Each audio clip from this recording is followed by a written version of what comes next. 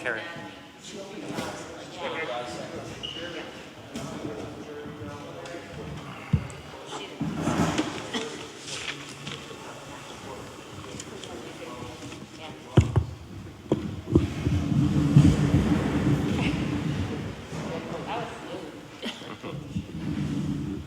All right, it being a little after 6:30, I'll call the Board of Selectmen meeting to order.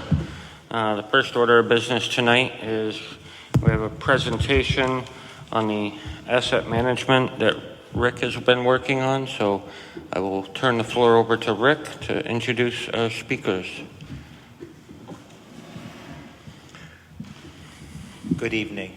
Tonight we're going to present, as you can see, our second phase of our asset management.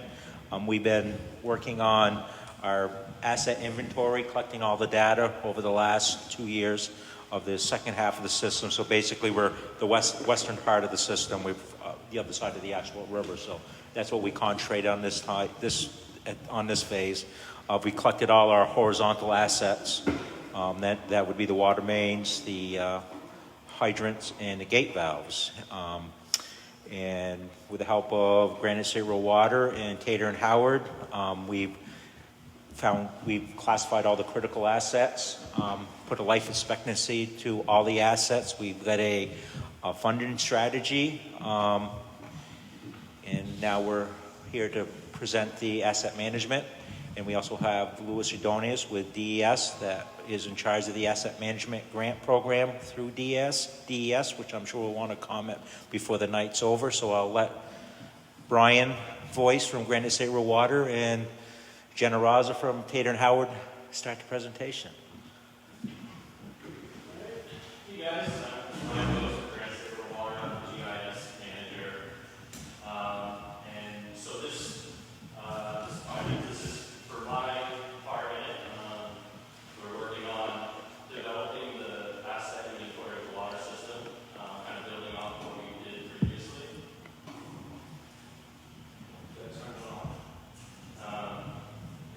So before we get started, I want to talk about the way that we collect this data, and we did that through a GIS.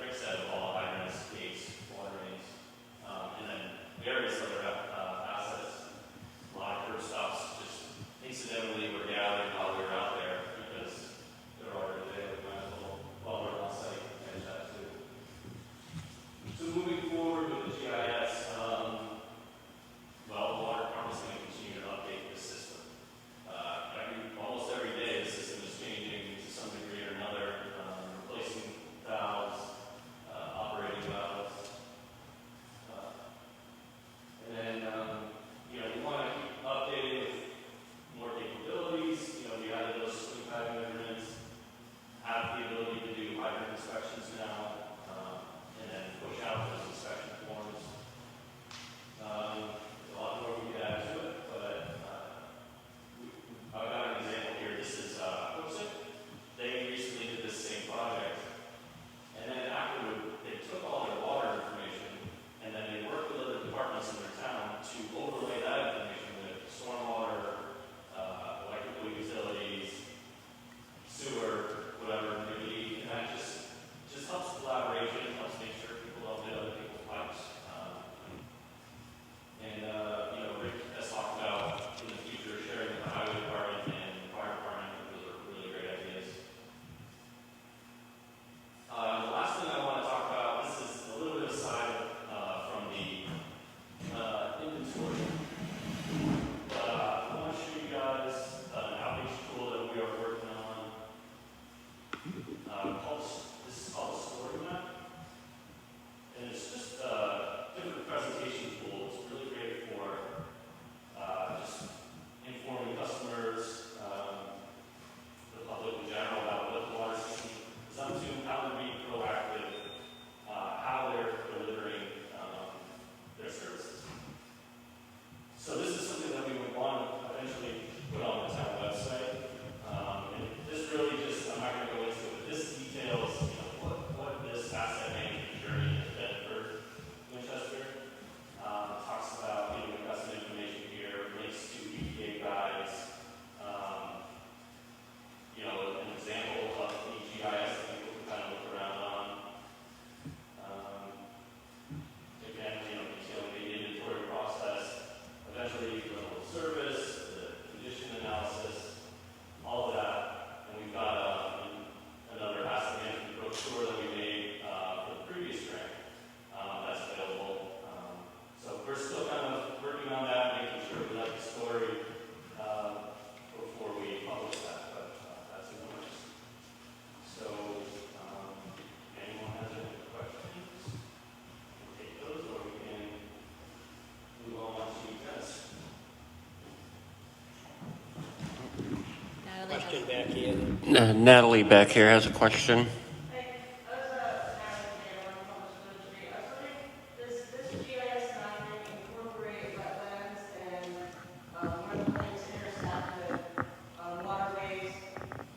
Not currently.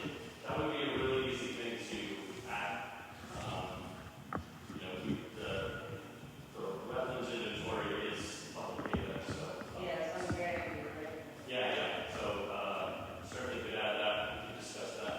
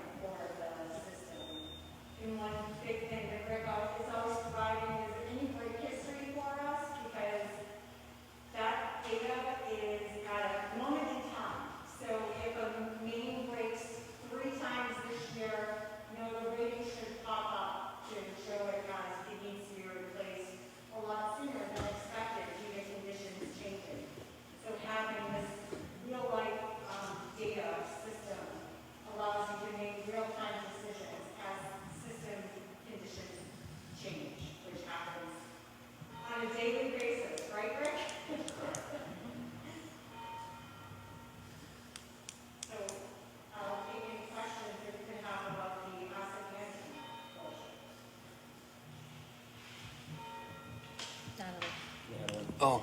Yeah, Natalie? So, I mean, this is wonderful. Is it like a real-time main breaks for apartments and alert, and it's updated right your system? No. It's a manual, it's a Rick manual process for the guys. I probably should talk to that a little bit. Yeah, we don't have no communication other than an alarm well, and that's based off the tank level. So again, we've been talking with Tater and Howard on this next phase, putting some pressure switches in at the wells, which would be a little bit advanced, gives a little bit more notice when we're having a quick tank drop like we did in February, so we know that there's something catastrophic happening to the system.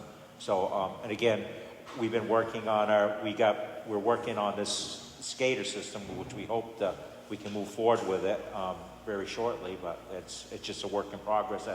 It's kind of related to this GSI mapping and our meter reading updates and all that in software. So we're close, but we need to keep pushing forward to have that actual SCADA, so we can look in our smartphones and we can see exactly, we can watch a tank fall, or we don't wait for the alarm, because sometimes the alarm is really not that effective, because when it's a major break, I mean, you've got a half hour and it's over with, the tank's empty, so the damage is done. So hopefully that answers your question. No, that's right. I just have one more question, if that's okay. Yep. Can you just explain a little bit more about the conservation aspect that this program was? For this, it can be a level of service. So you want to have conservation when you need it, but you don't want to restrict all the time. So, and I think that's something that, we might be working on revising some of the level of service stuff to hit certain criteria. So it'll be in the storyboard, the final that we kind of decide on. Yeah, and I think I can add, I think Natalie's thinking about conservation of water, and again, that's another tool. We have pressure transducers in our wells, watching our aquifers all the time. So, I mean, again, you can see right on that map, you see Sunny Valley Aquifer. I mean, that's one of the town of Winchester's real assets. We got prehistoric water in the ground that, we can utilize. So, I mean, water is really not an issue, even though our message is water conservation. I might have people all the time ask me about watering lawns and everything. We don't have a watering ban of anything of that sort. And that conservation is more geared to what, that Jen is talking about. I was referring to the actual land and natural resource conservation, and how the actual tool itself can pinpoint, if there's a main break near a water source, if that's able to, be flagged as a conservation area, as like a high-risk area. And I think that's where the overlay of the wetlands map on the water distribution map would be from GIS and any feature, because if you do have a break in an environmentally sensitive area, or even not even a break, but even a leak, you're going to want to go in and replace that sooner. So the system, the Winchester system, the goal is to maintain unattackable water at a lower level too, because you don't want to treat water just for it to leak out of the system or have breaks, because it's expensive to treat water. It's environmentally, we don't want to be wasteful with water because it's such a valuable resource that watching your unattackable water, as Rick does, is important. And as Rick said, some of the metering programs that go in, like you can detect a high usage in a meter, in a water meter, and that will give you kind of something might be going on here. Is there a leak on the service? Is there a leak in the toilet? Often it's something that simple, that causes an extra water usage in the system that you don't really want from an environmental standpoint. Thank you. Yeah, Louis? Yep, Lisa Dorn with EES. Great question, by the way. Great presentation. Great work you guys are doing here. To address your question about the conservation land, I think what it does is provide you the ability to start to have communication between the community and the water department. And what's the important, what's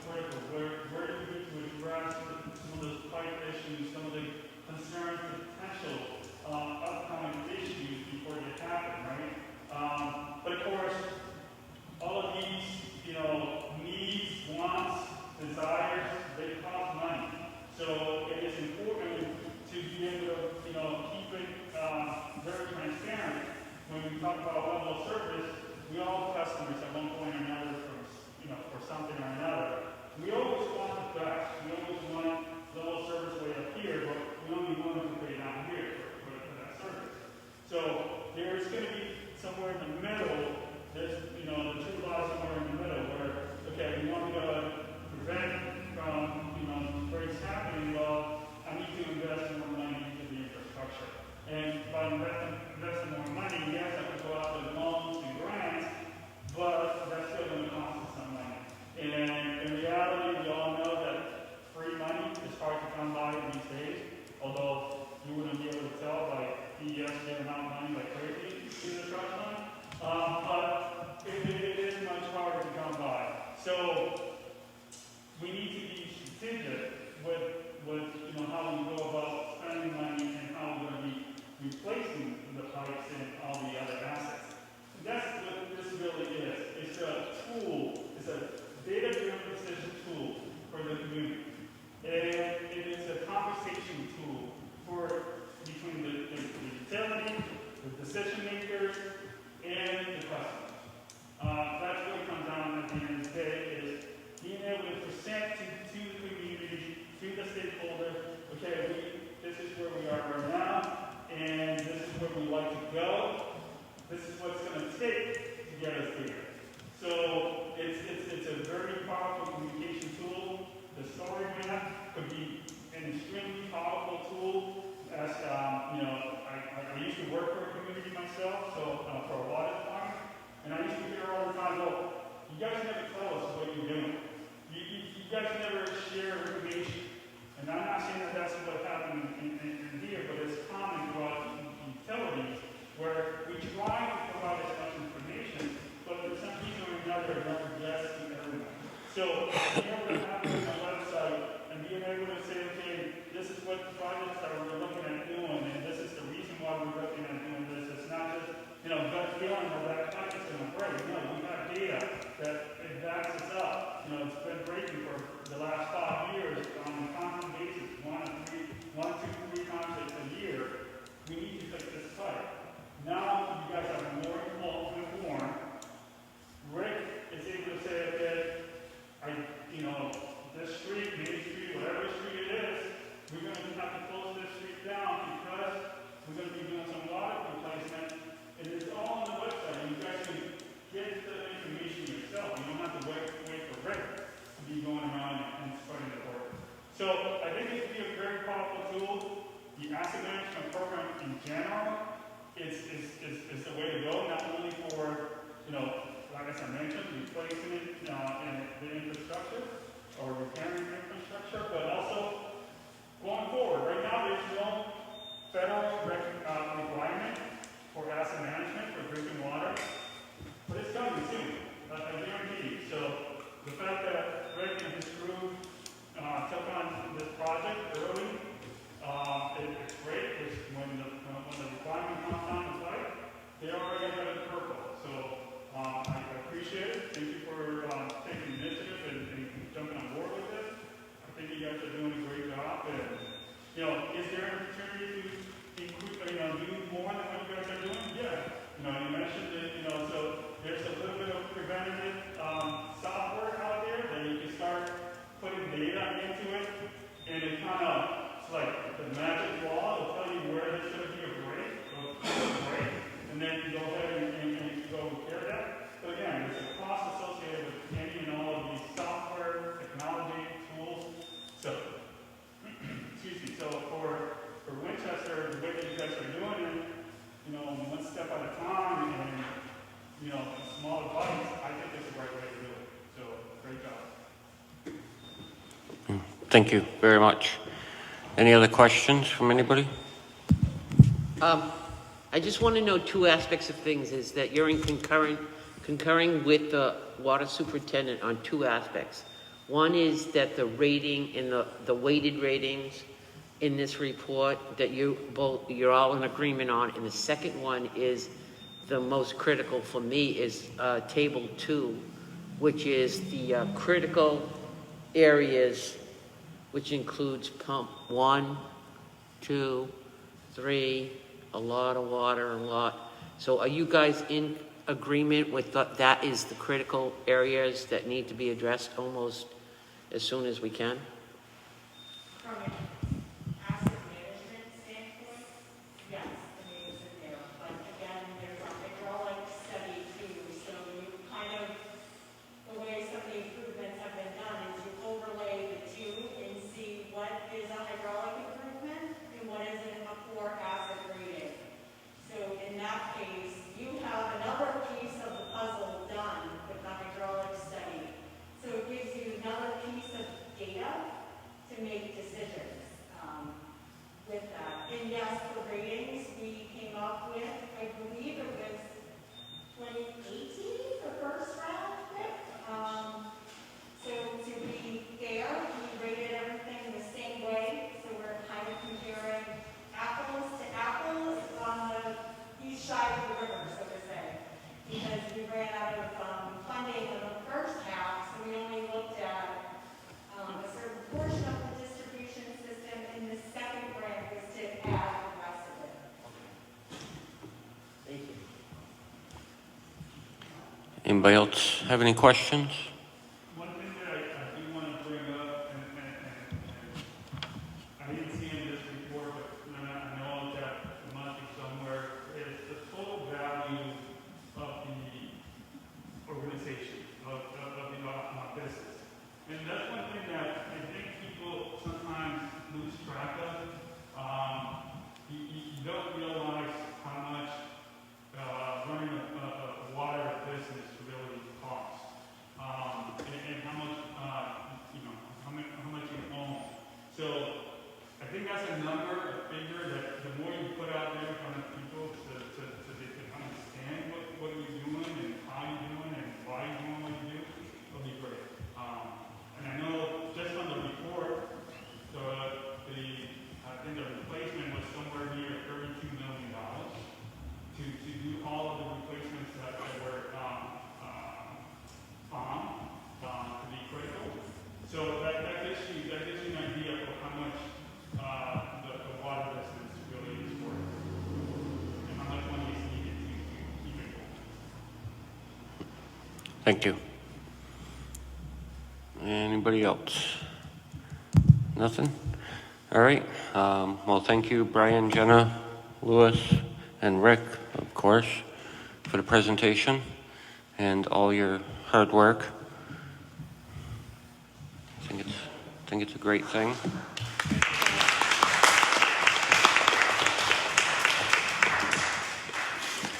And I'm actually going to, we're going to take a 5-minute recess and give them time to be able to pack up their equipment and not feel like they have to rush quietly out the door. You always feel very disruptive when you're trying to pull everything apart.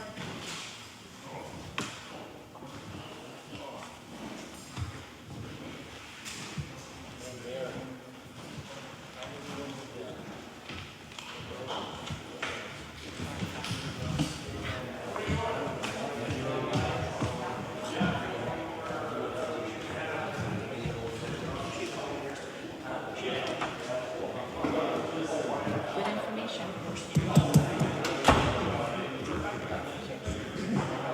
32.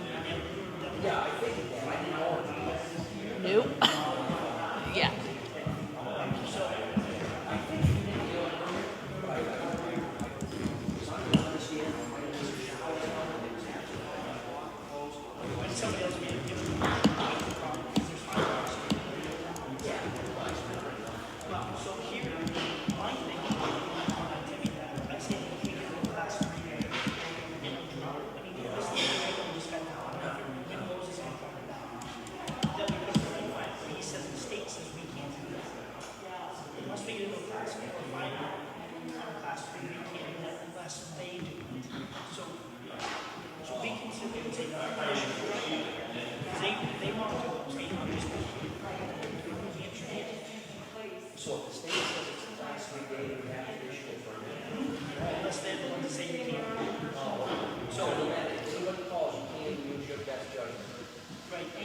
No, thank you guys.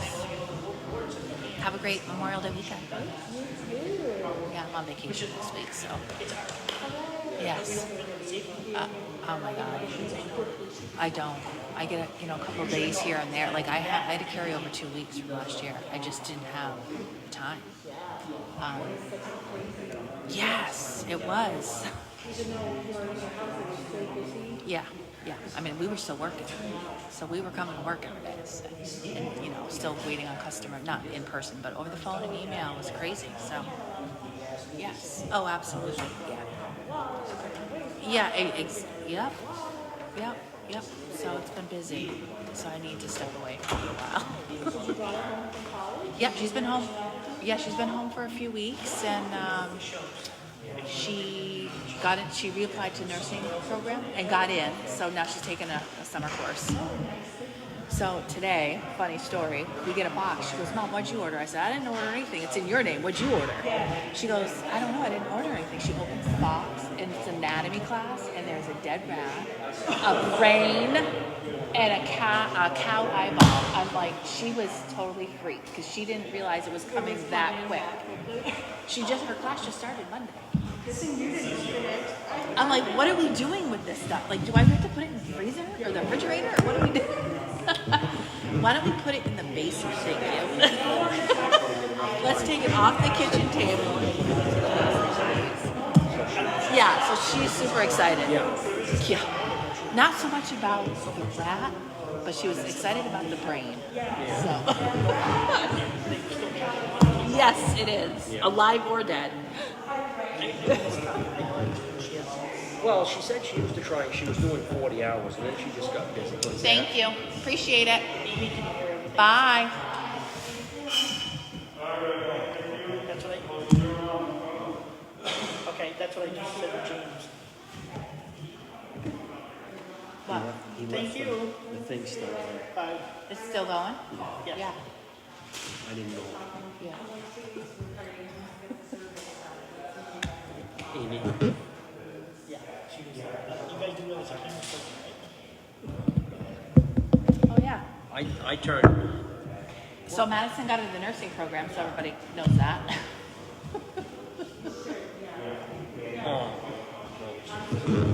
mean, I don't think so. I didn't. But,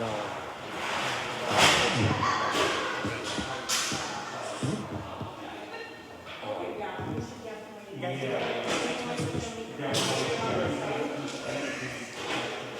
that. Later after we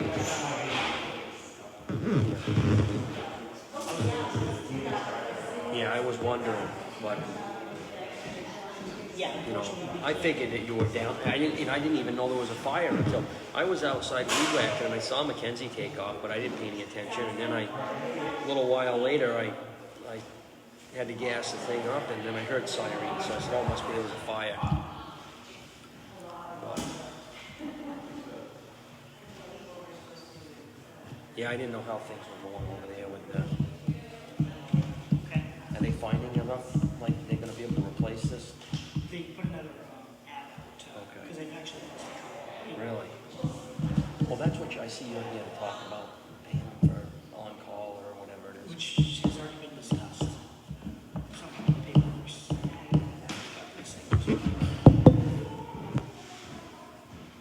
But yeah, they've lost so Katie, and then they've lost a couple others, so they're back down to kind of schools. So people are taking on extra shifts, which is kind of, wearing them out, especially during the day when they're actually on call. Yeah.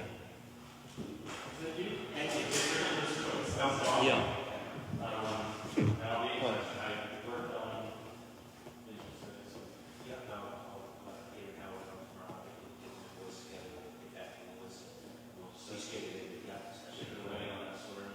Oh, I know what I was going to ask you. So I was just talking to the guy that might build my building. 4,000 square feet. He asked me, I don't need a sprinkler system for that, do I? The other thing he asked me, does it have to have fire code sheetrock? I mean, You're not having public in there, right? no. If you have the public in there, they're going to separate from like your work area to. Oh, where so the public's yeah. Oh, all right. I follow you. Yeah, if either have to go down there and make Yeah. that 2 hour from his mechanic area. Yeah.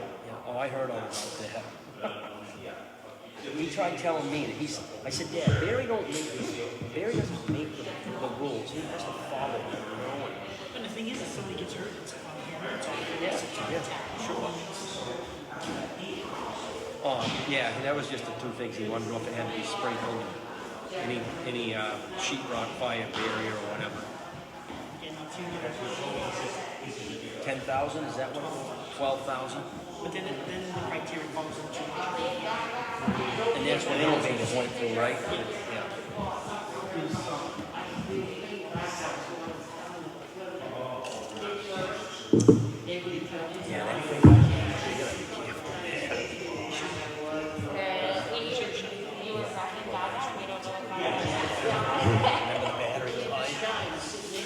That's, I mean, I didn't exist right into it.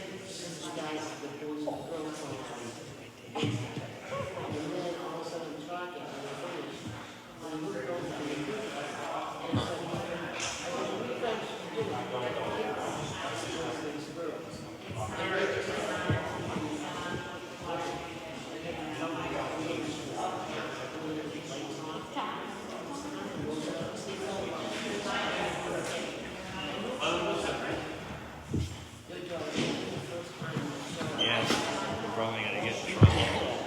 I didn't know what was on.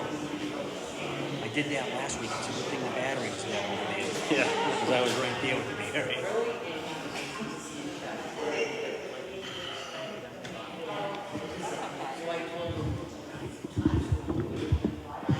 Hi, Claudia.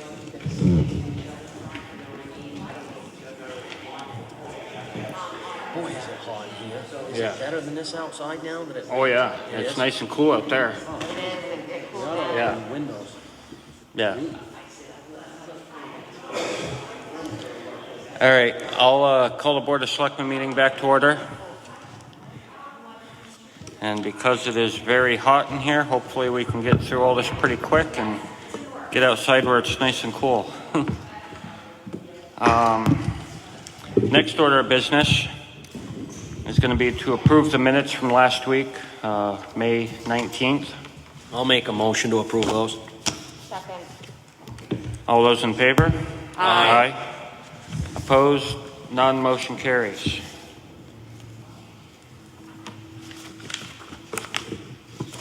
Next, we have a request here from the fire chief. I'll read it. It's just a couple sentences. I am requesting that a standby fee of $12.50 per hour be paid to the ambulance when they are doing standby for the fire department. In the past, they would be paid a non-transport fee, which is $25 per person. The problem is that if they stand by for more than 2 hours, that they would not be getting paid for it. With the $12.50 an hour, they would be getting paid for as long as the standby would be needed. And Barry's here if anybody has any questions on this. They would be on standby with an ambulance for the safety of the firefighters that are going into the fire, correct? My motion is to approve the request from Chief Kellum. I'll second that. I just had a quick question on how often is it more than 2 hours? Does that happen frequently? So this past Saturday, they were down there for, I think it was like 4 to 5 hours, and they actually they did transport somebody from the scene, not a firefighter, but one of the tenants there. So it happens pretty So- frequently. It does, especially in this hot weather now. I mean, with the extended periods of the time there and the amount of personnel that we have. Thank you. I mean, it's not every week that we have a fire, but it But you seems. gotta have something standby, especially hot weather. They're going into a fire, Correct. they gotta get dehydrated. Now, you get enough, when you had that fire, did you have enough water and everything Yes. to give the guys or Yes. the girls? Okay. Yeah, between our department and the mutual aid departments, yes, we were definitely well hydrated. Okay. Thank you, Barry. All those in favor? Aye. Opposed? None. Motion carries. Well, I have the mic, just an FYI. The ambulance department has put another ad out. They've actually lost a couple people, so they're down on personnel. So we put another ad out for hiring to get more personnel back in to help offset the crew that's there now. All right, good. What?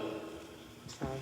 Oh, I was just gonna ask, what does that position look like? Is it full-time, part-time? What are you advertising for? So they're just getting bodies right now. So basically, it's going to be part of the part-time Monday through Friday, and then the nights and weekends as well. So basically, everybody has to cover both parts of the running of the ambulance, both part-time and the on-call nights and weekends. Thank you. good. Thank you, you. Barry. Thank you. Thank you. Next, Rick just has an FYI to get out to people that Thursday, tomorrow, they'll be doing water repairs on Richmond Road. Looks like properties from 11 to 38 Richmond Road will be affected. But Rick, you expect us to just be the one day, right? Yes, this would be just one day. I believe it's the service feeding 32 Richmond Road's got a small leak on it, so I would expect it to be short and sweet. Is that the water that everybody's been seeing come up out of the crack in the road? Yeah, it's a very small leak. I had Jay come out, Mazzuski, listen to it on Friday. He could barely even hear it, so it's I can't even put a gallon to minute, but the soil conditions there is clay, so whatever leaks there, it surfaces right off. So I was able to file, dig safe permits and the excavation permit with with DOT, so everything's ready to go for tomorrow. All right, awesome. Awesome, And good work. not only was it announced here, but it's been announced on social media. Yep. So that people can plan. And Rick, make sure you got enough water for everybody. And We will. Okay. Yeah, and all the affected people have been notified by Okay. hand. Yep. And I know Carrie's got it on the website. Thank you. And just as a FYI, speaking of water, we mentioned it the last two people that spoke. If you guys weren't familiar with it, a few years ago, the fire department and highway department, and I don't know, did you chip in on the ice machine or was it? I think it was just the fire and highway department. Fire hire. Split the cost of a new ice maker that's over at the fire station. And the water department, all town departments have access to it so that on these hot days they can fill up a cooler with water and ice to make sure they have cold water to drink. Okay, next is a request for property abatement for map 27, lot 3-25. This is at 6 Cedar Lane. It's a mobile home that was removed and should not have been taxed, or should not have been billed for taxes. The amount is $515. I'll make a motion to approve that. Second. All those in favor? Aye. Opposed? None. Motion carries.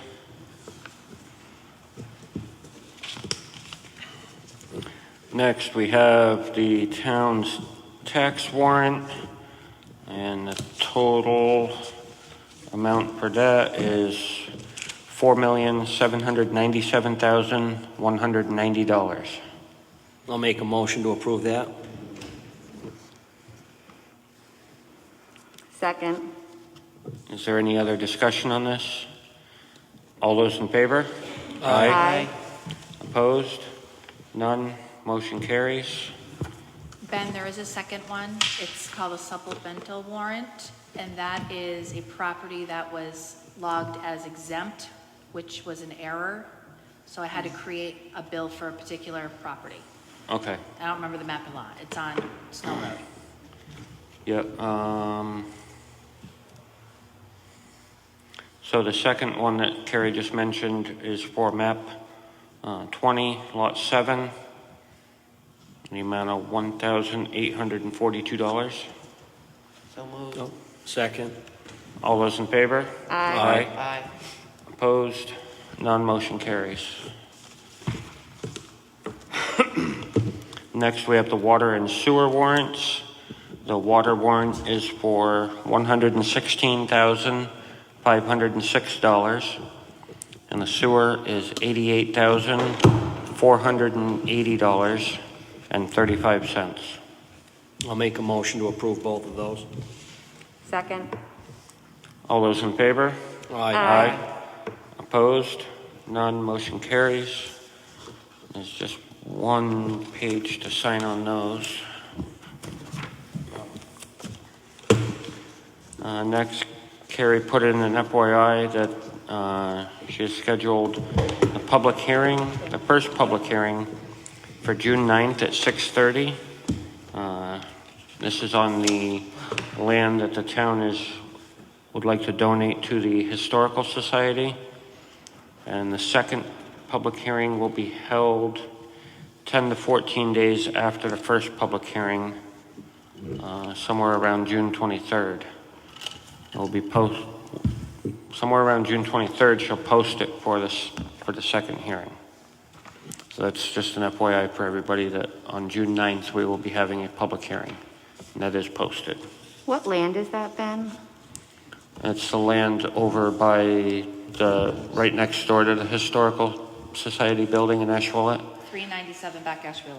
Yeah, Thank you. it's a small little piece of land that's unbuildable, really unusable for much, and they've shown interest in it, so The planning board and what other board approved it? The Historical Society? No, commission, the Conservation Commission and Planning Board have reviewed it and recommended Yeah, Yep. donation. Question. I asked the same question. Oh, sorry. We were just unclear what actual lot it was. So it was the lot that we wrote down in our approval, correct? Yes. Yeah. I discussed it with Gus. He came in the next day. We had the conversation. Yes, it was the correct one. Next, Carrie just has a reminder in here that next week, the 31st, she will not be here The whole week. the whole week. Yep, she got the whole week off. He said that pretty kind of fast, Carrie. Yeah, just to Yeah. make I it don't clear, know. I'm not taking one day. I'm taking the whole week. She got some pretty nice bosses there, give her the whole week off.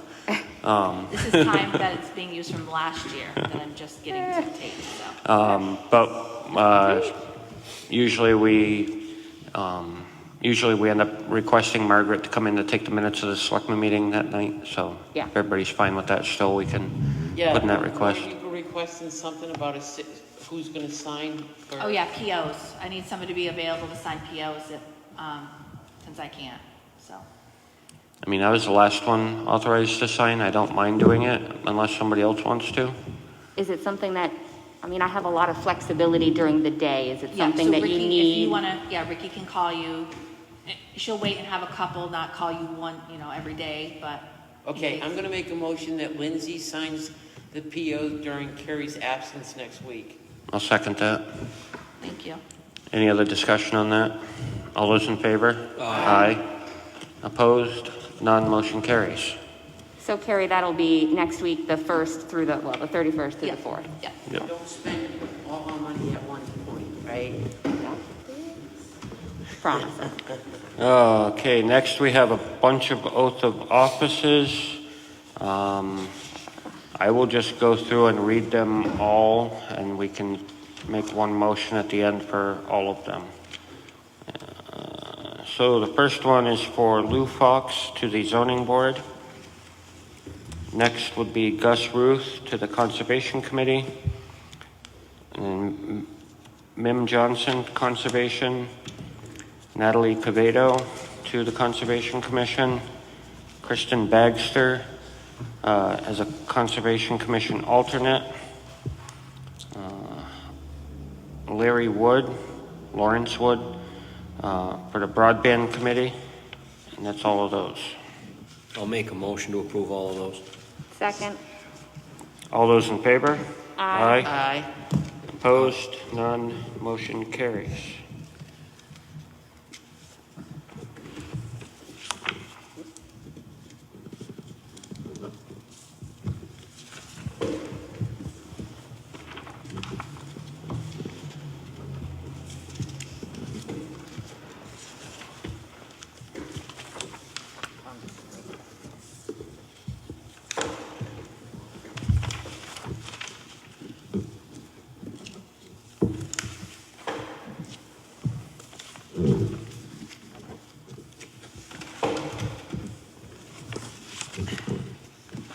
And next, we have a gravel tax for the amount of $843.50.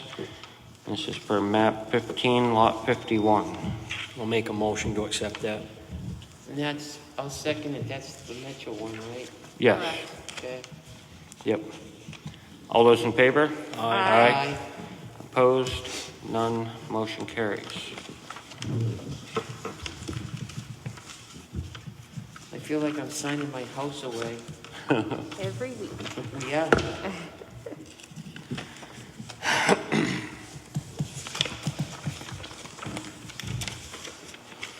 And next in here, we got a response back from the attorney on the ambulance service contract. He said that all in all, he's okay with it. It will do the job the way it's written. He did list 6 places that he said could possibly be a concern, but basically it would be nitpicking it, really. And No.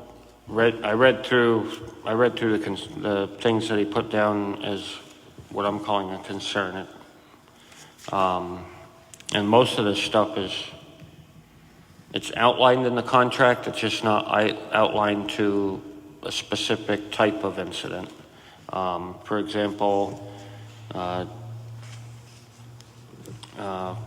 fleshing out the liability section to better define who is liable in certain circumstances, where the contract does kind of say who has liability depending on who's in charge of the call.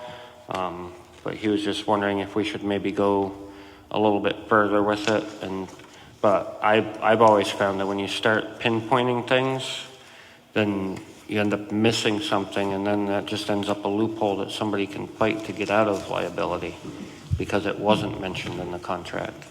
So I've always been a fan of more of a general, overall, you're responsible when you're in charge, we're responsible when we're in charge type of thing, which is the way the contract's worded now. Did anybody else have any concerns with the legal opinion? We made a motion to accept that contingent on his approval, right? Right, contingent on his approval, which he did say, he said, in my view, it will do the job as written and is consistent with other similar agreements I was able to find from smaller New Hampshire towns. So he's fine with the contract the way it's written. So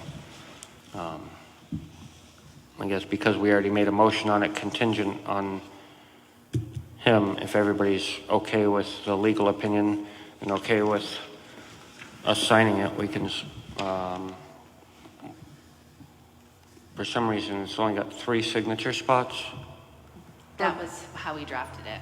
Right. Just make another lot, we could just sign underneath, it's not that big of a deal. Yeah. Okay, I just have a That's not my point- copy, that's his draft, not Right. point of order, though, because when you made the motion, there was 2 other selectmen that weren't, there's 2 new selectmen here. So my suggestion is to, whoever made the initial motion to make a motion to reconsider it, will approve, somebody will second it, and then this board will vote on it, because Yeah, true. Good point. So I believe. Didn't Channing make the motion? yeah, but you guys voted in the Right. affirmative, so you can We make a voted in motion the right now affirmative, to so- reconsider it. Yeah, I'll make a motion to revisit the motion on accepting the Deluzio contract. A second. I thought if Channing made the motion, he had to make the motion to revisit. No, anybody that votes in the affirmative can. All right, And you 3 did, so we're okay. I'll second that. All right, all those in favor? Aye. Aye. Opposed? None, motion carries. So now I will accept a new motion on the Deluzio contract. So moved. Second. All right, all those in favor? Aye. Opposed? None, motion carries. And because there's only 3 spots for signatures, I will sign it and hand it down the line, and I guess we can arm wrestle over to who the 3 are. We can all sign it. I'll just sign underneath it without the line there. You know, I went to school, so I can sign without the line being there. It's okay. I'm serious now.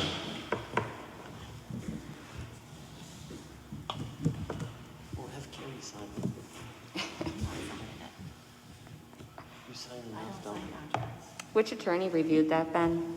What's that? Which attorney reviewed it? Jeremy Hawkinsmith. Yep.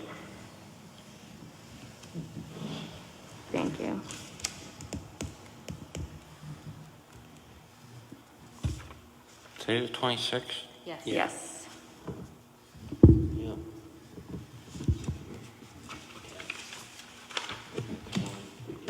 I'll just let those two ladies sign it.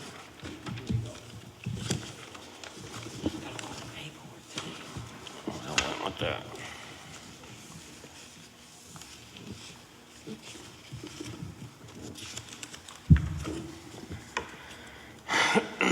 Then there's a request put in here from Liz, the head lifeguard out to the town beach. The town beach is opening on Memorial Day weekend, like usual, and she's wondering, because the temperatures are predicted to be pretty low in the 60s, if we wanted to have lifeguards on duty for the weekend or not. I personally would say yes. Being opening weekend, even in the 60s, it's probably going to have a lot of visitors, Yeah. so I'd rather not take the chance. I think they should be on duty. Does the rest of the board agree with that? So if you want to let Liz know that, yes. Okay.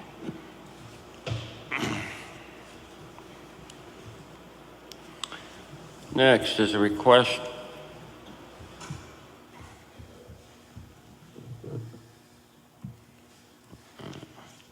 Okay, so we already approved a request for transferring some funds from the water tank grant fund to Tata and Howard on May 12th. The invoice was incorrect, so the new invoice is here.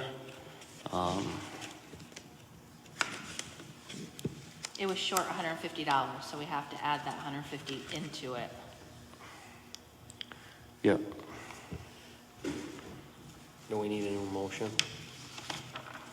So the original one, the original invoice and check was voided. So this would be a new motion with the new amount. Okay, so it's a request for payment out of the water tank grant fund to Tata and Howard for $6,872.50. I'll make a motion to approve that. Second? All those in favor? Aye. Opposed? None. Motion carries.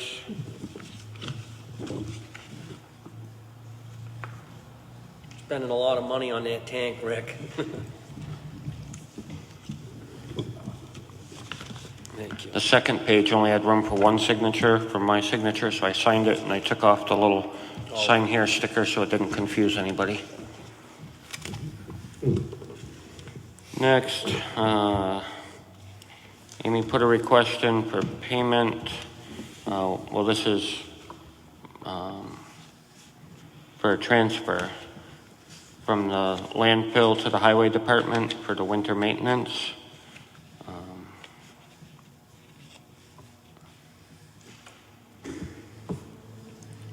There is currently $9,500 budgeted in that line. However, the total for the winter amount that was actually used came to $11,466.95.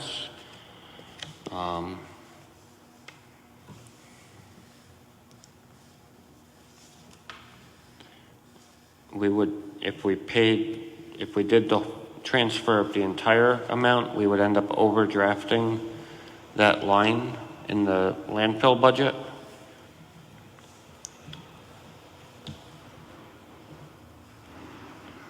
The landfill budget as a whole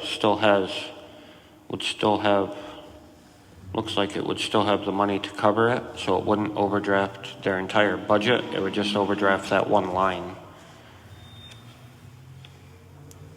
So we can either choose to only transfer the $9,500 that's in the line, or the full amount that was actually used of the $11,466.95. Kind of all the same money, right? I mean, it's, In terms of transferring it all? well, Because it's all going to end up in Yeah. the benefit to showing a negative is showing that the history that it did go over, it'll come out from the rest of the bottom line, but I would be in favor of transferring the entire amount so that you can Right. see Right, in so we future can budget planning. Right, see that it was overdrafted, so next year when we budget for it, we know that, okay, well, maybe 9,500 isn't quite enough in that line. Right. or it could just be a blurb. Yep. Right. I'd make a motion for the full, 11,466.95. I'll second that. Any other discussion on that? All those in favor? Aye. Opposed? None, motion carries.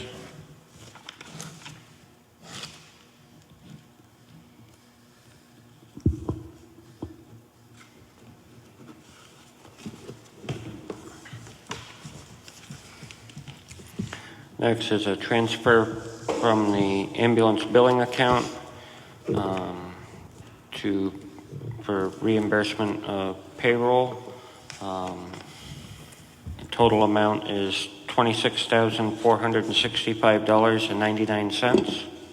I'll make a motion to approve that. Second. All those in favor? Aye. Aye. Opposed? None. Motion carries. Next is 2 transfer requests. Oh, wait. Yeah, there are. No, never mind. There's one. The police outside activities special fund. Total amount is $946.78. I'll make a motion to approve that. It's being transferred from the... From the police outside activities special fund back to the operating budget. Or into the operating budget, not back to. What? This is when they do a like a detail. So it's going to go back into a salary line item. Right. It's reimbursement from when they do a detail. The detail pay goes into the outside activities special fund, and then their payroll comes from the budgeted money. So I understand that. The reason why I'm looking perplexed is last night when I was reviewing all the paperwork that we were doing, That wasn't in there. That That's- wasn't in there. No, that's Amy's folder, which usually comes down Wednesdays. That's her financial for. I want to see it before I sign it, please. Yep. And that Can covers. you hold off on the motion? Yeah, I can hold off on that. Well, I'll give you time to review it.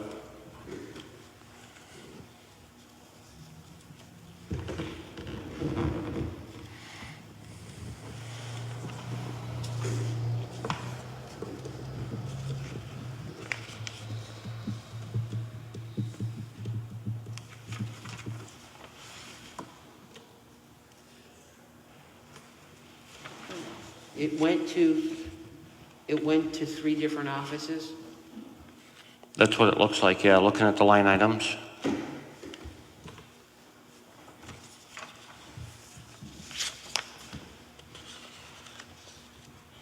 Sorry, people, but I gotta look at this stuff.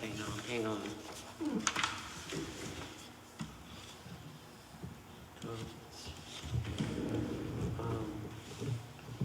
I would go 3, 8, 7, 8, 7, 800, 7, 4, 6, 13.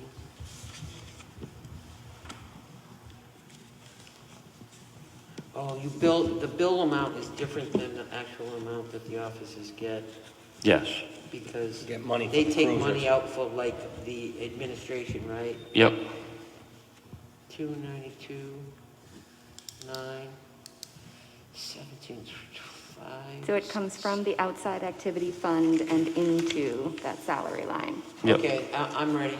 Yep, into those salary lines. And it does cover, as you see there, just for information for the people listening, it does cover all the insurance and Yeah, taxes and everything. Taxes. Yep. It's got the billed amount, it's got taxes, Medicaid. Yeah. The retirement, it goes into workman's comp, unemployment compensation. But we also take money out administratively for the people that do the paperwork to take money out. So by my calculations is accurate. I'll make a motion to approve that. Well, there's already been a motion made By and seconded. James. James made the Oh, original. no. You did, so I'll Yeah. second it. Yeah, There you and go. Lindsay seconded. And then as part of this discussion, Teresa was reading it. Thank you. All those in favor? Aye.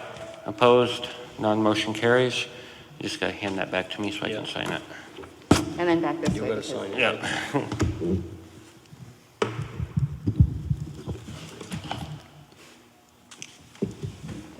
too many times something like that's happened, and then we end up tabling something, and I've made the mistake of, because the motion was made and seconded, I already signed it. So I've learned to, I calculated it. yeah. No, I've learned to wait till after I call the motion before I actually put my signature on it.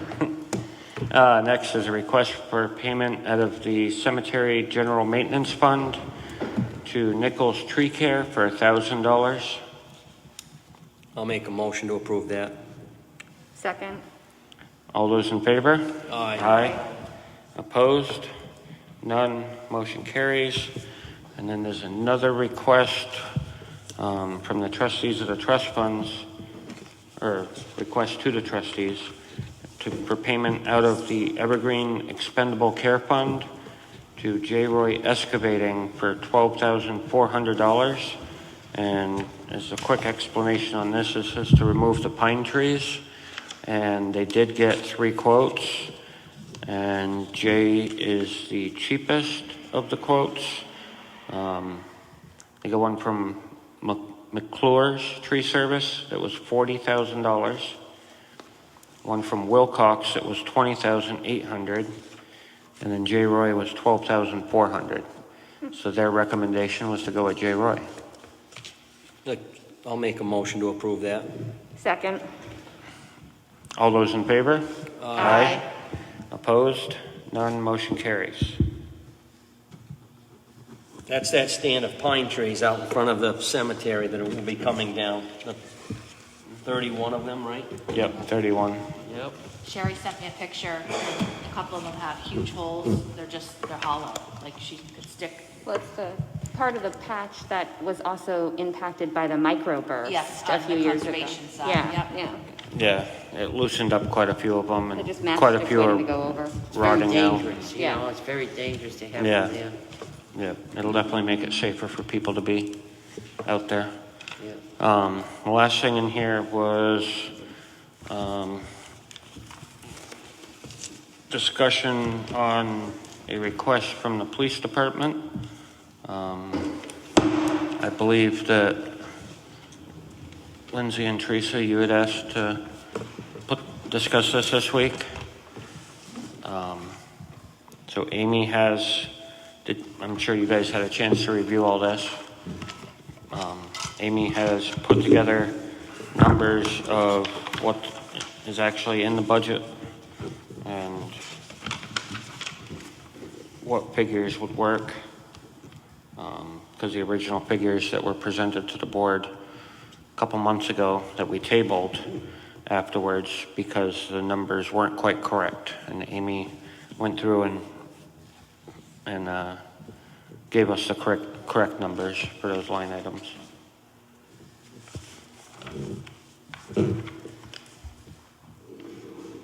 So is there anything in particular on this that you guys wanted to bring Was up there first? any action, after it was tabled, was there any action taken by the existing board to do anything? After it was tabled? No. Yeah, whether it was public or non-public? No. Okay. No. I have a couple of questions I'd like to ask Officer in Charge Fisher.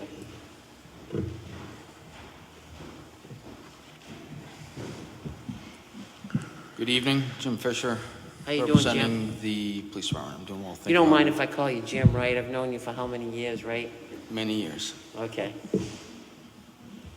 Is it your understanding over the last 6 months since you took over the position of acting chief that you want to fill any position that you hadn't been able to fill since the prior chief left?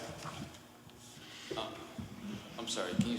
Are you going to fill a position that hasn't been filled with a patrol officer over the last 6 months? We're not able to. How come you're not able to? Because as our competitors to our north and west, wages go up, ours remain the same. Okay.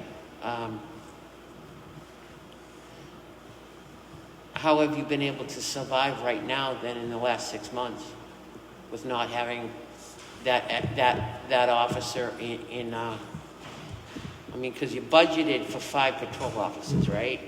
That's So you've correct. only been, I'm going to put my mask down. Anybody everybody has an issue, I'm fully vaccinated, but you've been working with 4 patrol officers, full-time patrol officers. You budgeted you for wanna see 5. that? Correct.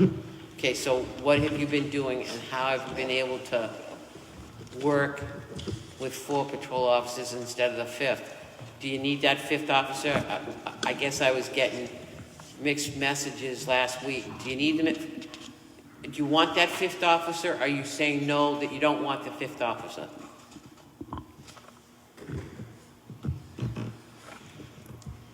I think in order to fill that 5th position and to keep the budget down for the town, we'd have to seek out somebody who is certified. And that's hard to find somebody certified when our starting salary is approximately $21 an hour. Versus sending somebody to the academy where it's going to cost us a lot of money. Okay. I don't know if that answers your question. It does, because I want to kind of know your feeling. I mean, I know, we're hiring a chief of police in the near future, but I'm looking at a budget aspect of things. And I'm looking at a budget aspect of things that is $21,000 overdrafted in the overtime budget for the police department. To me, that says that you guys are working a lot of hours, which is unsafe for you and your officers. And secondly, it says, well, we need that 5th officer because that 5th officer has been budgeted for that. And so if you're telling me that you're over $21,000 overdrafted, the line item for overtime was $20,000. You're at 42 something right now, or 43. So that means that you guys are putting a lot of hours in, and I guess I'm not understanding why, first of all, when everybody came to the budget committee, and there's 3 members on the budget committee sitting at this table right now that never were told that you wanted to diverse the money other than having a 5th officer. We were always under the impression that there was going to be that 5 officers. That's the contention I have. And I'm not saying to you, and I'm saying it in front of your face and behind your back and everything, this is how I roll. I want to know how you feel about something because you're there day to day. I'm not there day to day anymore. These people aren't here day to day. But if you want that 5th officer and you come to the budget committee and you tell us that you're proposing a 5th officer and we approve the 5th officer, and then 3 months down the line, I'm told that you don't have the 5th officer, but the money's being diversified within the police department somewhere else, that's gonna make me frustrated because it makes me frustrated because I'm pretty diligent about the budget and watching it, and I'm pretty diligent about making sure that you're safe and your people are safe. So I'm kind of lost because I'm getting different information from everybody. And I do not believe at any point in time the intention of this board or you or the people that went to the board was maliciously done. I think that you wanted your offices to get, how do I put it, because I know non-public issue, to get the salaries that were competitive with other departments, okay? And I'm not in disagreement of that. I am in disagreement with not letting us know, and I know that and it was openly done. The transfers of money was openly done and appropriately done by the board. But I guess I want to find out from you what you want. Do you want that 5th officer? Do you want 4 officers? Because you know what? We got to hire a chief of police right now, and we're not going to have a lot of money because we've already budgeted for the next year. I'm going to try to answer your question. What do I want? I want 5 guys at $50,000 a year to be competitive with our bordering towns. We're in a conundrum. I'm not taking it as if you're attacking me. I'm not. You shouldn't, because I'm not. No. I'm saying, I agree. One thing I would like for it to be noted is that through this COVID, through this past 6 months, we have a group of men and women in that department that have shown and have dedicated themselves. Yeah. There's a lot of sacrifice. Oh, yeah. There's a lot of sacrifice. Yeah. They have families. And as a leader, I try to provide them consecutive days off because I've had good leadership and I had good leaders look out for me. It's a conundrum. So I have another option. I like if I could approach and hand out something that might be a little bit easier to. Yeah, as long as you generalize your approach, like in non-public, we can't give out names we can't right now give out names of people, but you can positions. You could say, I'd like 5 positions. You see what I'm saying? I'm not saying anybody's name. So, similar to Henry Ford, I don't have all the answers. I hired those that do. Ford didn't build the engine. He hired the right people. Right. So we have somebody very talented in the organization that knows budgets and investments. And before anyone says anything bad about investments, what I'm looking at is personnel. They're a commodity that we invest in to develop and also to keep liabilities down. So there's an investment there. Something I'd like to let enlighten Teresa on as well is, Huh? Okay, there's a name on this, but we're just gonna read it to ourselves. Okay, go ahead, James. part of that, no, I know not all of it, but part of that overtime situation, I know, Jim, you had an officer out for either 8 or 12 weeks with medical, so there was some overtime incurred there, and you had another officer that was out. Yeah. If I say 12 weeks, you understand. Right, yes, I know that person, Yeah. Now, where did you take the, we're not trying to be secretive, but we can't say names. Where did you take the information that you got that would like an entry person or your existing people to start out at $50,000 a year? Like, did you take it from Swansea? Did you take it from like other municipalities with the... So what happened, Selectman Seppi, is that initially when this new budget came through, because I wasn't a part of the budget, you invited me to the budget committee meetings. I felt as though that would have been inappropriate of me to attend those. So we experienced manpower issues, and therefore we had to find out a solution to a problem. So when this new budget came out, I delegated somebody with a task to figure out how we could be competitive. And that's where those numbers came from, was that new budget. What we didn't understand is that some money had been allocated somewhere else, if I'm not mistaken. And so that's why I gave somebody a directive today to work on this, whereas it might be a little bit gentler, I guess. Now, has Amy reviewed this? I do not believe so.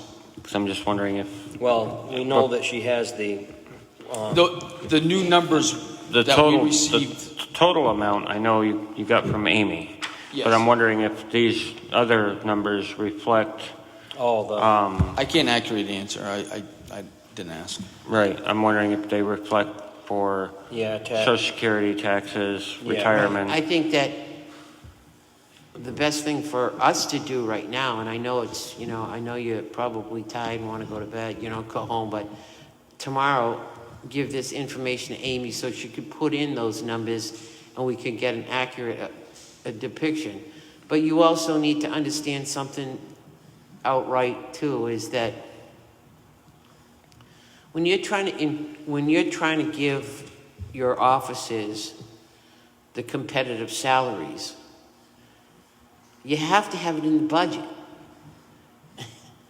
And because you can't just Because to me, like, if I say to somebody, I'm on the budget committee, and I say to somebody that, you know, there's a fifth, you know, we have 5 full-time slots, and we actually only have 4 full-time slots, and the other 5th slot, the money's being allocated to be competitive wages to the 4 other people that are there. That's not, first of all, it's not fair to the other town employees, because I've always been open with the, you know, with the budget stuff, and the townspeople should vote. And the townspeople in the past have voted for a COLA, or for a cost of living increase, or a raise for the police department, or the you know, or the other departments within the town. And I don't believe, I really don't, I don't believe for a minute that you or anybody that was here did that so other people wouldn't know, but it's just, that's the way it should roll. That's the way it should be. The people should vote on that. So, you know, vote on that raise. Now what we're in a dilemma right now. I look at it. We're in a dilemma that you want to get your people up to the appropriate amount of money. We don't have the budget because we've already passed the budget, operating budget for the town, starting July 1st. Secondly, we have needed to take into consideration with the police department budget that we are hiring a chief of police. We'll probably contract them for maybe a minimum of a year. And I'm not saying this has happened in a year with probation or whatever, but you have to have a competitive salary for a chief. And we don't have a competitive salary for a chief right now, so we're going to have to find the money somewhere. And we don't have it in the police department budget because the police department budget has been utilized in other places.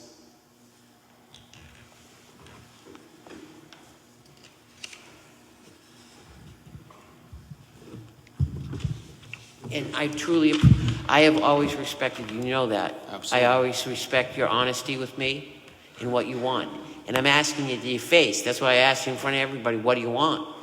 And, you know, if we can try to work it out as a board, that we can do this, and that's what you want, you know, you... What I want, and my apologies, I don't mean to interrupt, what I want is unrealistic. It's feasible, maybe, if we work diligently hard. I don't know how, but if we work diligently hard, we might be able to do this. But we have to be an open book to everybody in the audience and everybody here. That's how you get the support, is by somebody getting up there like yourself and talking, so people that are listening on a social media or in its thing will hear and watch your mannerisms and demeanor and know that you're passionate about something, and we can be passionate about it. I'm not promising anything, but I think that this board, when we have a full board, will look at it in more detail. We'll try to help you out. You've done a great job for us. We want to keep you, you know. And you're going to have changes, and you're going to have to help make those changes with, you know, with a new chief coming in, whoever that may be. So you're going to have to be the lead on that to help, you know, educate him and how we roll here in Winchester. So, yeah, am I going to try to help you out? Or I think that, yeah, I think people will. But we're going to have to work diligently because we don't have a budget. I don't feel as comfortable as I would if we have a proposed budget, and the proposed budget doesn't have the changes that were made in the last several months, nor does it have this. I appreciate your honesty, though, buddy. May I? Yeah. I also appreciate your honesty because I think that we should always be aspiring for what we need. And sometimes what we need is also what we want. And in this case, it sounds like we need 5 full-time officers, and we want them as well. But we want them at a salary that's competitive and appropriate. And you're preaching to the choir. I agree with that. We should be offering competitive wages for what we need and a little bit for what we want. And planning for that is part of my passion. What are we looking at for the next 3 years that gets us to that goal? It is not an overnight fix.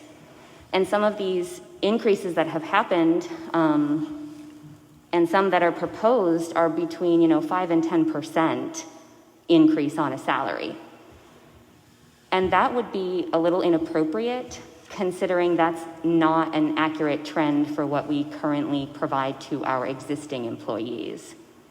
But if we're setting some precedent and knowing, if the school has gone through this multiple times, we did market surveys on all of our administrative non-union employees and determined that on average we were paying them anywhere from like $8,000 to $15,000 less than the next town over offering the same job. So I understand and fully agree that we need to work to get these salaries up, but it seems inappropriate to get those salaries up by also cutting off our nose with one less staff person. So perhaps the conversation from the police and the board level, and I'm not sure how this really flows together with a new chief, right? Because we want a new chief that's going to be bringing potentially fresh ideas or new ideas, or agreeing with what's here already and saying, yes, we need to raise wages before we have another person come in. Maybe the answer is we raise these wages, and then we have a transparent conversation come budget season about putting that, that position back in at an appropriate salary. But it sounds like the board first kind of has to decide if we're moving forward into this next budget season, eliminating a position that was already budgeted for versus giving some pretty, some large steps in that salary. I'm always more in favor of a plan that allows appropriate increases and sustainability, because it doesn't do us any good if we end up back in the same situation that the school ended up in last year. That's not sustainable, and we just take 8 steps back when that happens. So I really appreciate your honesty and what you want, because that's also what Winchester needs. My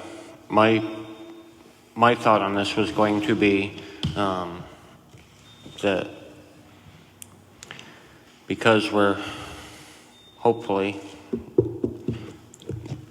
counting down the weeks and months here to being able to hire a police chief, and because it's not part of a budget that we currently have, that possibly we keep this idea tabled and allow whoever the new police chief is to be part of this process also, rather than having something else out of the ordinary to try to get him caught up to speed with, and let him or her, whoever it may end up being, actually be able to review the budget and look at these requests.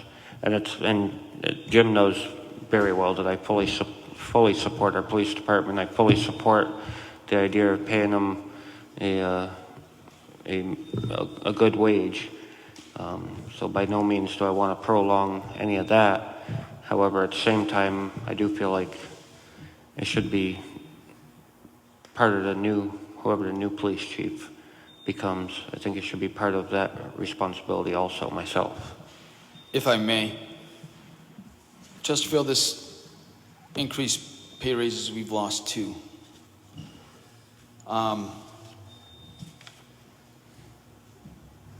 There's people in the organization now that are telling me that they're being recruited.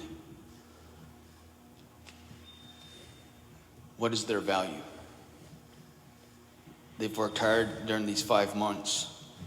I'm not asking for money. You don't have to give me money. I've been saying that for a long time, haven't I not, Ben? Right. Trying to facilitate for them and build a team. We share ideology, and that is to service the town. If we lose another, then it's going to be painful. It's going to be painful. How many are there right now? I'm sorry? How many of them are full-time patrolmen right now? There's 4, 1 in the academy. This is week 2. So there's 3 full-time patrolmen, 1 in the academy. And then myself. Because the person in the academy cannot patrol alone, correct? They can't patrol while they're in the academy. Thank you. And this is how the whole conversation got started with, retention. Yeah. We were having a turnover, and so to try and increase, to retain them and attract more applicants and certified applicants. And unfortunately, it's been a huge problem with our police department for many years. This isn't the first time other agencies have recruited from us, and honestly, it's cheaper for them to come in and pay off the rest of their contract with the town than it is to put them through the academy. So it's an investment well made on their part. Well, I'm gonna put it this way. I'm not making a motion, I'm just putting it out there this way. Like I said to you all before, the first meeting, I'm gonna speak with Finance Director. I'm gonna ask you to support and have Jim go to the Finance Director tomorrow morning and look at the stuff and look at this.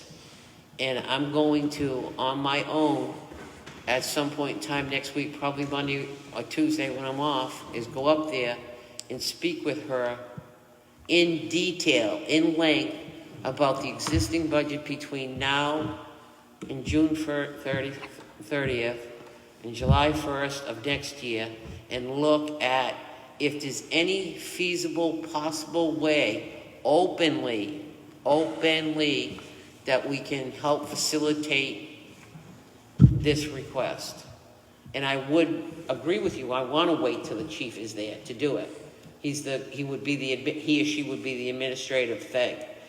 But it's going to do us no good if we hire a chief if there's only 2 patrol officers. You know what I'm saying? If we can take some action, or at least give them at least some hope that, hey, we hear you, we're working on it. It may not be all at one time, all at one time, but it may be something gradual that we agree to. That's what I think that I want to do. And I think that Jim should just go up to the finance director and give her this and give her a heads up that I'll be up there next week and speak with her in detail about this to see if we can work something out. And anybody that wants to, other than more than 3 selectmen, can't be in the same working on a budget. But if somebody else wants to come with me, that's fine. At least give him some hope to bring back to his people. Yeah. Well, and something else that we can do, I mean, we're always talking about budgets because we're always into the next budget planning session, but, Jim and whoever else you've tasked with gathering information, you could certainly do some market survey kind of stuff. Reaching out to other towns, determining their base salary, giving us something to look at so that we have something to go to the community with as well and say, through our budget planning, we determined 5 officers is necessary and this is the salary and that's why. All we can do is continue to try to get out as much information as possible. That's what they did at the school when I was on the budget committee this past year. What they did was they took the non-contracted, like the principal, the assistant, the building and grounds person, and they had a list of the surrounding or what somebody would get in their position, like 3 different, and you look at it and you go, there's no way, you know what I mean? Because they were like substantially lower than anything else. So that really impacted me when I was thinking about, what to not vote for and what to vote for. And it would be the same, I think, with us. If that could be facilitated, that would be awesome. I'd also suggest that there be some sort of scale involved in that. Yeah. Yeah. I would love to see, this is your first year, you're getting out of the academy, this is your first year on probation, this is what you make. After the first year, this is what you're going to make, you're going to be bumped up 2%. If you make it 4 years or 5 years, you're going to make this much. And in the interim, you bump up a little bit more on vacation times. The first year, get a week vacation. And then, in 2 years, you might get, stay a week, or 3 years. A bump in not only benefits, but financially, see if you're only making like 2% from one year to the next of a salary increase, but you're getting a bump with benefits, like getting more vacation time, you're more apt to say, geez, add that vacation time in your salary, because that's, you know what I mean? Right. So those are things that I think that at least worked for me when I was working. You know, I looked at the benefits that I got, medical and dental and vacation times, which vacation time was pretty good when we were here, and you get to these other towns on the outside, they don't have vacation times like we did. Right. But everybody just looked at that money amount, you know what I'm saying, and say, this is how much I get for salary. No, add in your vacation. You get 2 more weeks vacation Right. here than you do in Fitzwilliam, Swansea, wherever. Yes. I know I agree with you guys 100%. I know I do agree that the new chief should look at this, but I do agree that we need to keep our people. I mean, that's what we've been fighting for this whole time.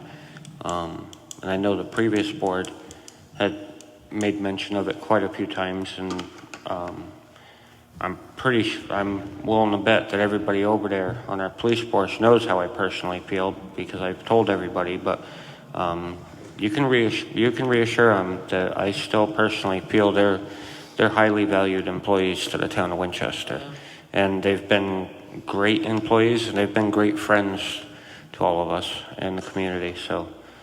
So can we tell him to do that, though? Can we strongly recommend that Jim takes this up to Amy and Oh yeah. tomorrow morning? Are you working during the day, or are you working at night?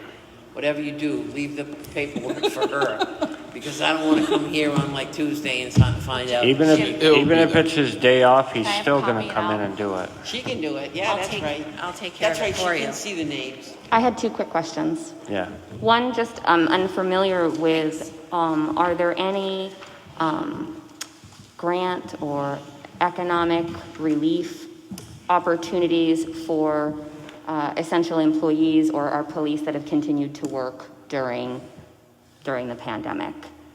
I don't know the answer to that question. I'm just throwing that out there as a brainstorming. Grant funds to help reimburse them? So, I mean, for instance, you know, some states are offering incentives for employees who have continued to work. I'm really just I'm just brainstorming at this point. I don't know that there is any kind of opportunity, but it's certainly worth looking into. Oh, definitely. And I'm not familiar with there being any, but I'm not either, so there sometimes it's could like be. it's a shoot from the hip kind of thing and figure it out. And then my other thought was, has there been any conversation about a stipend? A one-time, you know, essential employee, or, you know, thank you for your longevity during this kind of opportunity, because that would be very specific to our current budget and doesn't have an implication in our subsequent budget, and also can have a more positive impact on budgeting overall in terms of salary base. So just throwing that out there as a couple of potential ideas for continuing to encourage our existing staff. I just want to say one last thing, and I'm telling you, I haven't seen her since last Wednesday, right? It's true. I have an absolute great idea that I've been working on. She'll tell you. Didn't I talk to you about it the other day? Was it the stipend? And I can't say it yet because I don't feel comfortable, but it's a situation where it's going to cost the town not one dime, and it's going to give a great deal of thanks to the employees that have stuck with us through this COVID situation. And I'm telling you, I think you'll all like it, and I think the employees are gonna like it. And I actually I was talking to Carrie about it, and the reason why because I wanted to know legally, and we had already, when I was on the select board 11 years ago, we had done this. And we talked to a town attorney for legal advice, and the exact words to me were, "You can do whatever your board wants. You're the 5 years." So I'm going over what that is with full-time, part-time employees, seasonal employees, and I'm trying to come up with a plan, right, Carrie? That we can present to the select board when we're all together, and then when if we all agree, we all present it to the department heads or to the town employees to tell them that we appreciate their service and what they did to the COVID. But I can't tell you what it is yet, because I gotta work some stuff out. I'm really bad with suspense. Will we know in a couple of weeks? No, I'm not gonna tell you. I can't. I gotta work it out, because there's full-time employees, there's EMS that are over there, at the fire department guys, there's ambulance All right. people, so you gotta compensate everybody, but you have to compensate them a little bit different. Right, Because it's right. We full-time. got a lot of different situations. When you were asking about staff levels, there's also 2 part-time positions. I thought there was 4. We have 2 filled. 2 what? We have 2 people employed as part-time employees. I thought there was 4 altogether. Right now, we have 2 employed. Right, so he's saying there's 4 positions. Oh, okay, sorry. There's 4 positions, 4 but positions. 2 are taken, correct? Yes? There's one. Okay. And one of them is the admin assistant. It's not a patrol, it's not an officer part-time. And we're, in non-public, we've got some discussion on some of that also tonight, so. All right. Okay. So I'm telling you, I'll talk to you more though, too. Run it through you and see. Thanks, Jim. Thank you. Yeah, definitely. Thank you very much, Jim. Thank you. You shed a lot of light there, but I appreciate that. Thank Very you. welcome. Thank you. Oh, my Also, goodness. Yeah, thank you. thank you. Thank you. Have a good night. Be safe, please. Oh, my God. Seriously. All night I've been thinking of something I had, and now that it's time to talk, I can't remember what I had. So does anybody else from the board have anything? I do. I just have, is this my spot for Red Committee? Sure. Yes, okay. The Red Committee met yesterday, and they are moving forward with the, hopefully everybody's aware that the Winchester Music in the Park concert series is starting up again on Thursday, June 10th. I don't know who's first, I'm sorry. But I know that they have a Facebook page, so I'm sure that you can find out more information. Winchester Music in the Park. We are actively looking for sponsors, so any local businesses who are interested and don't hear from a Red Committee person, please feel free to, you can reach out to myself as the select board rep for Red Committee. You can also reach out to Jason Kroger if you have any questions about that. They also wanted me to let you know, and hopefully there's no questions or concerns from the board. I think that this will come up again, but they're looking at September 11th to bring back Dinner on the Bridge. It'll look just a little bit different. They will reduce the capacity, and it might be a slightly more kind of elevated event with a smaller crowd. I wanted to touch base briefly and just let people know that we, as I already stated, we're always talking about budgets, and so I'm making a real invested interest in getting to as many budget discussions as I can on the state level. So I did participate in a town hall yesterday, just a biannual budget review, and I think it's important that we are conscious about what's happening on the state level because there are some significant tax cuts and reductions that are proposed in this next budget, which is 2 years. And that impact, those significant tax reductions at a very high level, meaning there are 12 people in the state of New Hampshire that pay over $600,000 a year in investment taxes, meaning they make millions of dollars in investments. This budget eliminates some of the taxes that are levied on those kinds of investments. So we're talking about, $230 million potentially worth of revenue that's being cut from the budget, and that will impact us. It will impact the small people of Winchester who are going to be responsible for making up that difference. So I'm trying to stay in the know on some of those issues, and I know that our state rep will also hopefully be bringing some of that information as well. There was some good information about COVID funding, the American Rescue Plan Act, money coming directly to towns and not being just dispensed at a state level, so that towns and counties can have a better handle on what we need and using the money here. I just wanted to say thank you to Jim again. He's gone already for that really thorough review of the police department.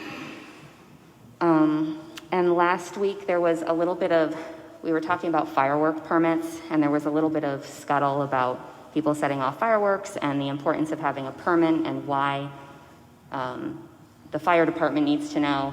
And I just kind of wanted to throw out there again, we have an extreme danger right now for burning.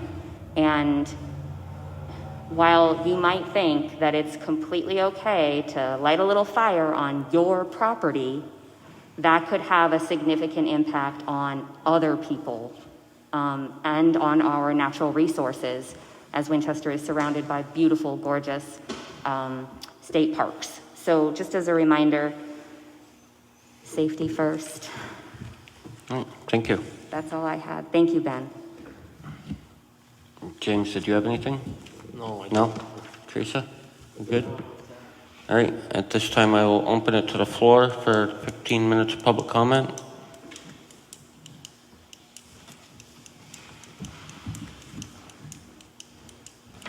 Natalie Cavedo, 112 Estrella Street. First of all, I want to say thank you for having so much discussion open during a public meeting. It's really informative to hear you guys talk through things as you're going through them. Jim ran out real quick, but I just want to put it, Carrie, maybe you could tell him, there's a grant out there called COPS. It actually closed for 2021 right now, and 2022 is coming up, but the state did apply last year, and the state was awarded, it was $4 or $6 million to give to towns specifically that are having a hard time hiring officers. So when the state gets that grant again, Winchester should be right in there on it. The next thing is, in light of the recent fires that we've had around town, Ashwila and across the street, a couple of people have come up to me and were wondering why or how we can take some of our vacant properties and refurbish them so that when people in a time of hardship who have nowhere to go can live there. I was wondering if there was some way that maybe the select board could come up with a solution to fix those buildings so people, when they have nowhere to go, have somewhere to go. And then just sitting in the meeting now, I thought if we were able to refurbish one of those buildings, and now we could offer it as an incentive to a police chief to live for a lower salary, and then take that salary and give it to our officers.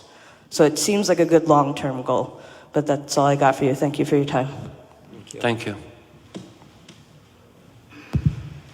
Was it the police search committee? Oh, yes, it was. Thank you. You're welcome. I will go back to public comment, so if anybody has anything after I finish talking here, we will still be in public comment, but just as a reminder, today was the last day for volunteer interest forms for the committee that we would like to put together to review the police chief applications. So now that that period has come, I would like all the board members to take the next week to review those, and so that next week we can discuss who we'd like to see put on that committee. Can we do that in public, or does it have to be non-private? Well, I think the conversation, we haven't really nailed down how many. Right, we haven't So nailed I think down how that's many. definitely- We can do that part of the conversation in public of how many. Many, yeah, But but- unfortunately, when it comes to the actual applications and discussing those, that'll be non-public, because those will all be names. It's hard to say person A, B, C, and D when we don't Yeah. know. My person A might be different than your person A. And just thinking, triggered my memory that we hadn't talked about it, and that is, and because we hadn't talked about the structure, I do have an interest form from the building principal, from Val Carey, just in case we needed that to be part of the mix. Originally, I think we talked about that being a position on the search committee, but just in case, I think it's still a vital, and we wanted it to be covered both ways. Yeah, that is a person I did mention to begin with that I would have interest in seeing on that committee. But I yeah, have so the that's form just kind of an update for the public. The other forms then. Right. Because I told you 3 years that I asked 2 people to apply interest forms because I truly believe that they would be diversified individuals. They've been here. Right. It's just wonderful. So, I mean, Yeah. I gotta I've looked at all of them. Now I didn't know like Val's was there, but I'll look at all of them again between now and next week. Yep. Because, I mean, I think we should get moving on it.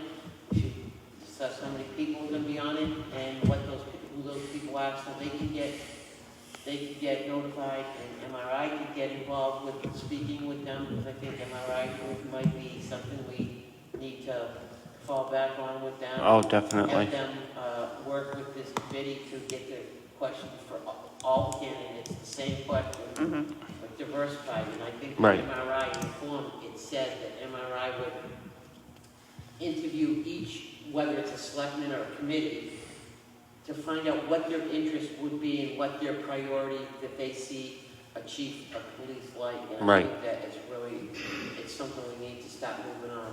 Yeah. We don't need to drag it out any longer. No, definitely not. And I think giving us the week to review the applications, and then next week we can have a really good discussion on it. And hopefully by the end of the night next week, or possibly the following week, we can have a final decision on everything. I'll go back to public comment if anybody else. Oh, Rick, did you have something else town related? Okay. Related. Next Thursday and Friday, I just want to reach out to Lindsay and Teresa both about our biosolids study, and we were able to have another company come down. It's Prime Solutions, and they're going to come down with their rotary fan press for dewatering. So if you could make it over Thursday or Friday, to just that way I can start bringing up to date with what we have for biosolids study. We've already applied through USDA.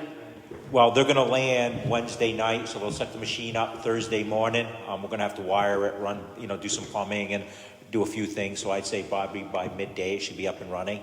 And that'll be at the They're going water to run till, I plant? believe, till 2 o'clock on Friday too. But I can relay that information to, if you guys give me your emails, whatever, in that biosolids study. It's on a website. But yeah, I can get it from Danielle. Yeah. Does Jim have yours too, Lindsay, your email? Yeah, well, and I have a town email now, so Okay. it should be the same standard. It's lpicard@winchester.nh. Very good. There you go. Yeah, so I'll just get you guys up to speed. I've already spoke to James. Yeah. Yeah, and I can give you an update about that dewatering equipment. Again, this is just similar to the Forney rotary fan press that we had last year. It's a technology that we're looking for to dewater, and just explain to you why we need more. We don't have redundancy, and what this means for the improvements on the wastewater plant. And then I'll just finish up. Tomorrow is the District 4 DOT pre-construction resurfacing meeting. So we'll be getting the dates for Richmond Road and Route 63 in town to be resurfaced. Okay, so I'll be attending that, and I'll relay that information when Richmond Road's going to be resurfaced. Awesome. Thank you. Thank you, Rick, very much. Does anybody from the public have anything else? No. Okay. I will entertain a motion to go into non-public under RSA 91A32 little c. Non-public or recess? What are we Yeah, are we doing? going right into non-public? Oh, Are we getting this done tonight? Let's just get it done. I'd rather get it done. Let's get It's it done. 20 minutes to 9 So and it's moved. hot. Second. All we had was C, right? Everything in there is I think falls under C. Yes. Yeah. See? So Lindsay made the motion, James seconded. James Rokes, Aye. Lindsay Picard, Aye. Teresa Seppi, Ben Kolinsky, aye. We are now in non-public. We do not having any other business, and we're going to go directly to non-public. Thank you. Because it is way too hot. It's so sitting hot. here If I anymore. go out that door, I'm not coming back in. Oh, you go, when you go out.